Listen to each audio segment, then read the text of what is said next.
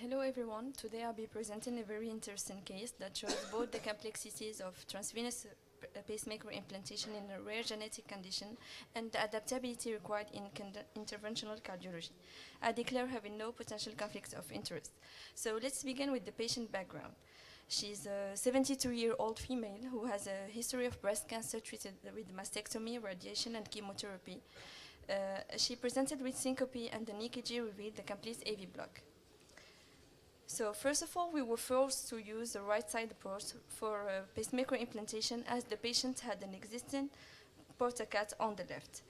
While this would be a routine choice in many cases, we were surprised by a significant anatomical challenge, which is the absence of the right clavicle.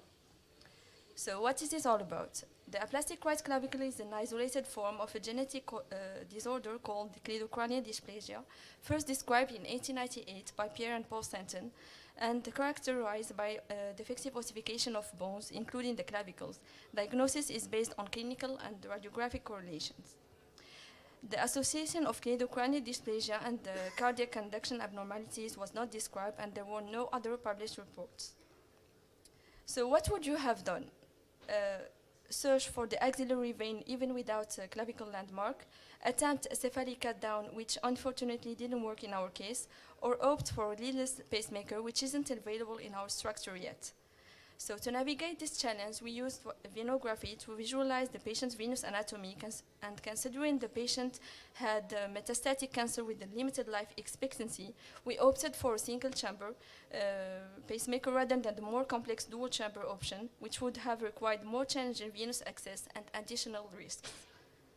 Here is the EKG post-implantation that shows ventricular paced rhythm. Here is the post-implantation X-ray that didn't show any complication, and don't mind here the little bottle as we use it to make a compressive band to avoid hematoma. This completely correlates with the patient chest picture. As you see here, we have the left clavicle with the chemo port, but in the right side we have no correlate with kind of hypermobility of the right shoulder. To confirm the diagnosis, we performed an advanced 3D bone reconstruction model which confirmed an isolated right clavicle aplasia with no further abnormalities.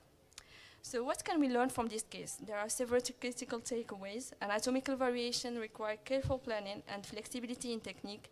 So an individualized approach is the way to go. Collaboration, which is the key of successful outcomes in complex cases, in this between cardiology, radiology, and sometimes the surgical team. And finally, the patient-centered decision. When facing comorbidities and limited life expectancy, it's crucial to select interventions that align with the patient